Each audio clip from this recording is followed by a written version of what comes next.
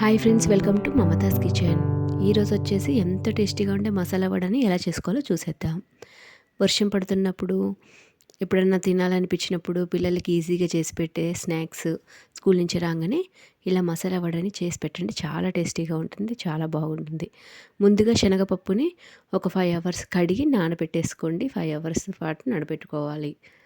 అలా నానిన తర్వాత ఒక మిక్సీ జార్లో మొత్తం వడకట్టుకోండి. వాటర్ అనేది తడి ఏం లేకుండా వడగట్టుకోవాలి. ఒక జల్లి గిన్నె ఉంటే బొక్కల గిన్నె అది ఉంటే కనుక మీరు అందులో కనుక బాగా వడకట్టేసుకోండి. వడకట్టేసుకొని కొంచెం పప్పును, ఒక పిరికెడంత పప్పును పక్కకు తీసుకోండి.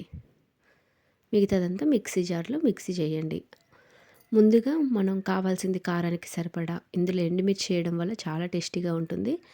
ఎండుమిర్చి మీకు కావాలనుకుంటే మామూలు కారం అని వేయండి.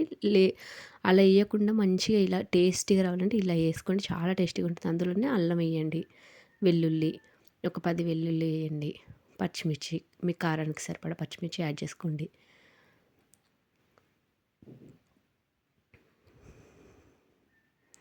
అందులోనే కొద్దిగా జీలకర్ర వేసి బ్లెండ్ చేయండి. అలా బ్లెండ్ అయిన తర్వాత బరకగా అయిన తర్వాత అందులోనే నేను శనగపప్పుని యాడ్ చేసుకొని మిక్సీ చేసుకోండి. మరీ సాఫ్ట్గా కాకుండా మరీ బరక కాకుండా మీడియంగా బ్లెండ్ చేసుకోండి. ఇందులోనే సాల్ట్ వేసుకొని మిక్సీ చేసుకోండి. తర్వాత సాల్ట్ అనేది మిక్సీ పట్టుకున్నాక యాడ్ చేసుకోవడం వల్ల అదంతా బాగా లూజ్ అయిపోతుంది. అందుకనే మిక్సీ పట్టుకునేటప్పుడు యాడ్ చేసుకోండి. అందులోనే కొంచెం పసుపు యాడ్ చేసుకోండి. మీకు వడలకు ఒత్తుకున్నట్టుగా మరీ పలచగా కాకుండా మరీ మందంగా కాకుండా ఒత్తేసుకోండి. అందులోనే సన్నగా తరిగి పెట్టుకుని కరివేపాకుని పక్కకు తీసి పెట్టుకుని శనగపప్పుని యాడ్ చేసుకొని మిక్స్ చేసుకోండి. అందులోనే సరిపడా ఆనియన్స్, సన్నగా తరిగి పెట్టుకున్న ఆనియన్స్ని మిక్స్ చేసుకొని మీకు వడలకు కావాల్సినట్టు మాదిరిగా ఒత్తుకోండి. మరీ సన్నగా ఉండొద్దు, మరీ లావుగా ఉండొద్దు, మీడియంగా ఒత్తేసుకోండి.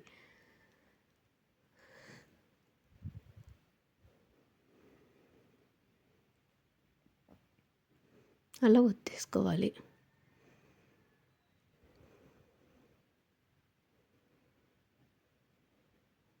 ఒక పేపర్ మీద కానీ లేదంటే ఒక తడి కర్చీఫ్ మీద కూడా ఒత్తేసుకున్నామంటే చాలా మంచిగా వస్తుంది. మీకు త్వరగా అయిపోవాలంటే ఒక పేపర్ కవర్ మీద అంటే ప్లాస్టిక్ కాబట్టి వాడొద్దు.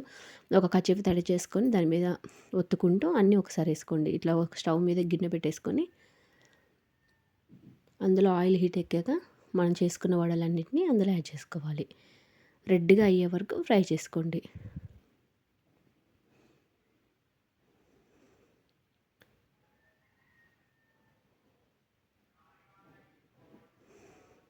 అలా ఫ్రై చేసుకున్నది ఒక ప్లేట్లోకి పక్కకు తీసుకోండి. అలానే అన్ని వడలు కూడా అలా ఒత్తి అందులో వేసుకోండి.